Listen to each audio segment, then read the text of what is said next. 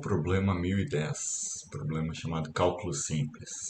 Neste problema a gente vai ler o número de uma peça, que no caso eu tenho a peça 12 e a peça 16, a quantidade da peça, no caso aqui é a peça 1, e o preço dela, né, que custou 5,30. A peça do 16, que eu quero comprar duas peças e custou 5,10, né? E com isso eu quero calcular e mostrar na tela o valor a ser pago. Então, por exemplo, tenho uma peça a 5,30 e comprei duas peças a 5,10. O total vai ser 2 vezes 5,10 mais uma vezes 5,30, que vai dar esses 15,50. Basicamente, a gente tem apenas duas peças. Esse número inicial aqui, o código da peça, só serve para a gente fazer a leitura, mas não vai servir para nada no cálculo, né? Aqui no segundo exemplo, então, tenho a peça 13, né? Comprei duas por 15,30.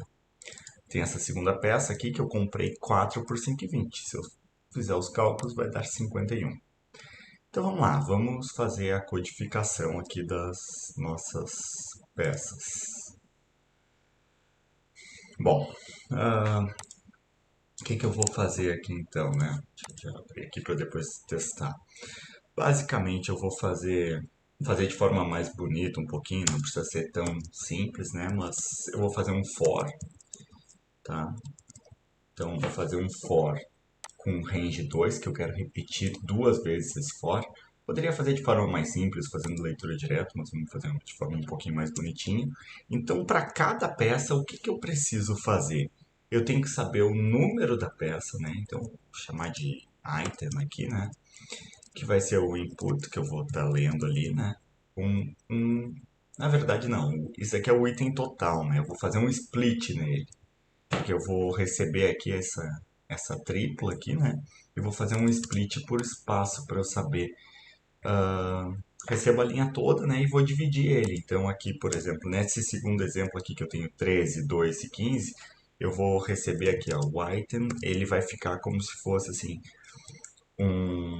o 13 separado do 2 e separado do 15,30. Tá? Então isso aqui vai me servir para depois eu identificar, o valor 0 é esse, o 1 é esse, o 2 é esse. Então eu vou conseguir, a partir daí, né, selecionar o que eu quero. Tá? Vou deixar isso aqui comentado só para a gente ter uma ideia, né, do que isso acontece. Então assim, ó, o que acontece? Qual o código do meu item? O código do meu item vai ser o item na posição 0, né, que era esse daqui. Tá? Mas aqui é um valor inteiro, então só vamos converter isso aqui para um valor inteiro e não ficar com um string, né? Porque senão isso aqui é uma string, né? Eu fiz a leitura de uma linha inteira. Tá, deixa eu voltar para cá. Bom, esse código não serve para nada, mas vamos deixar aqui. O num, né? Aqui a quantidade, vamos botar a quantidade. QT aqui de quantidade vai ser então a mesma coisa, né? Então, só que vai ser no item na posição 1, né? Que é esse daqui. Então, esse daqui é a posição 0, 1 e 2. E depois o valor, né? Que vai ser... Bom, daí no caso o valor é um float. Se a gente ver aqui tem um ponto, né? Então a gente não pode usar um int. Então vai ser float item 2. Basicamente eu estou convertendo, né, aquela string para essas três coisinhas aqui, que vão ser strings. Só que daí eu acabo dividindo eles desta forma para ficar com os valores finais. Bom, o meu total, o que vai ser o meu total do valor aqui? Vai ser a quantidade que multiplica o valor. Certo? Então, estou multiplicando. Eu tenho duas peças por 5, eu vou ter R$ 10.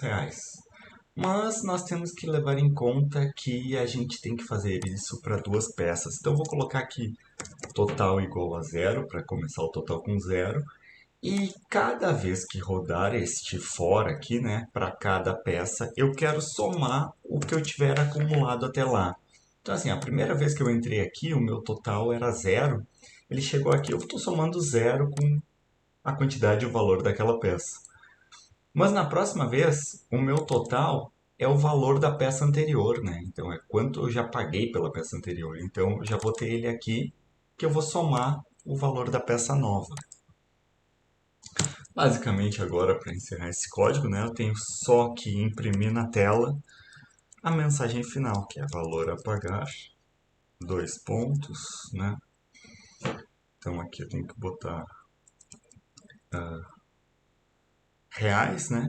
E basicamente imprimir na tela, né? Porcento F, tá? Mas eu quero imprimir com duas casas decimais aqui, então ponto 2F, né?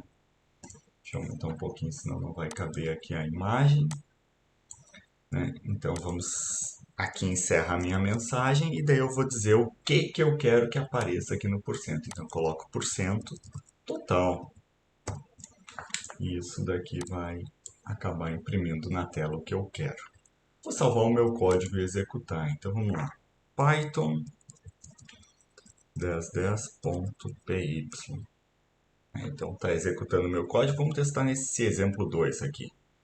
13.255.30 e depois 161.4.5.20. Deu 31,40. Então, na verdade é que eu errei aqui, né, o valor. Aqui estava 15,30. Vamos de novo. Digitei errado. Então, 13, 2 e 15,30, 161, 4 e 5,20. Ou seja, deu este valor. Vamos testar no último. Certo é testar em tudo antes de submeter, mas esse código já tá correto, né? Correto também. Então vamos submeter para ver se não tem mais nenhum errinho, né? Então, vamos lá. Vou colocar meu código aqui, está em Python. Vamos esperar para verificar se deu correto o código. E deu correto.